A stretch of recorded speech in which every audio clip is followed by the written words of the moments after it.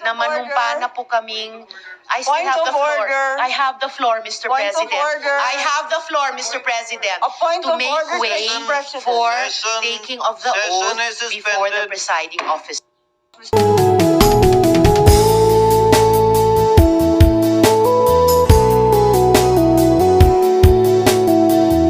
The minority leader, Mr. President, the motion to implement the approved motion. Napakahirap naman po magpatupad ng ganyang kasimple.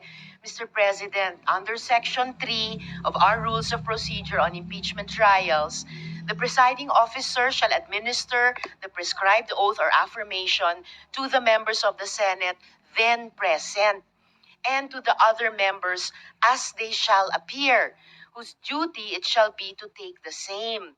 So yung pagka wala po o yung hindi pa po pagkasumpa ng ibang mga senador, hindi naman po hadlang sa mga present ngayon at manunumpa ngayon para magsimulang tuparin yung tungkulin namin bilang miyembro ng impeachment court. Kung nais po ng good gentleman from Davao mag-deliver ng privilege speech ngayon, maari namang pong ituloy na po yung pagpapatupad ng agreed motion kahapon, manumpa kaming lahat na iba sa inyo bilang presiding officer, and then pakinggan po natin ang privilege speech ng good gentleman from Davao at pagkatapos kung nais niya, ay pwedeng manumpa na ayon dito sa ating rules of impeachment, Mr. President. So Mr. sinusugundahan ko po yung motion ng minority leader na gawin na po natin yung approved motion kahapon. Salamat po, Mr. President. Sir, would... And Senator Bato, the minority leader. May I just offer some voice of experience? Actually, sinabi na to ni SP, pero I'll just elaborate. But let me start out by saying, I understand why the minority leader stood up. Yes, minority at mas konti sila, but they have a role to play. It's not only a very important role today, it's an essential role.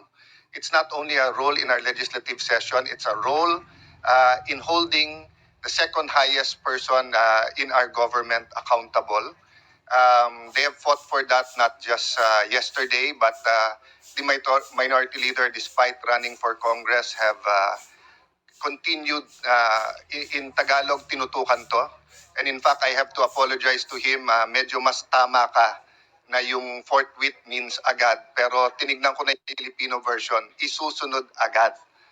In that context, makikiusap ako sa minority leader. We've been here long enough, dun sa atin na 3-4 terms na pag nag-argue kung sinong una, tatagal tayo na 1-2 oras, walang mauuna. So kung gagawin natin yung forthwith today, ibig sabihin isusunod agad. I looked at the rules, no? Sabi po kasi talaga pagka personal privilege, pwede mauna. But ang sabi nga ni minority leader and backed up by the deputy minority leader, we know how important the impeachment court is. So may I ask a further favor indulgence from the minority leader that we allow Senator Bato so that we also do not violate. We're going to violate 1 or 2 things today.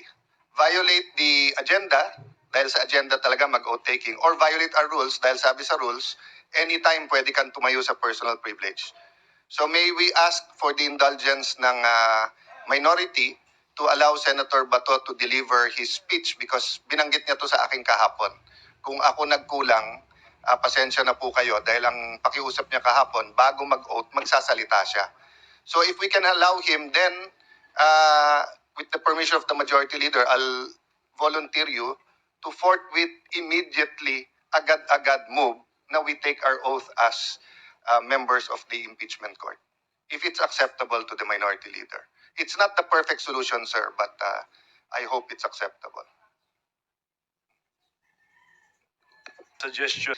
Immediately after the speech of the good gentleman from Davao, I move that any interpellation or any action, any seconding speech on the privilege speech be suspended momentarily after his speech to allow us to take our oath, which was the subject of the approved motion yesterday, and again, which was the subject of the approved motion yesterday, which is an offshoot of a question of privilege, which takes precedence over all motions.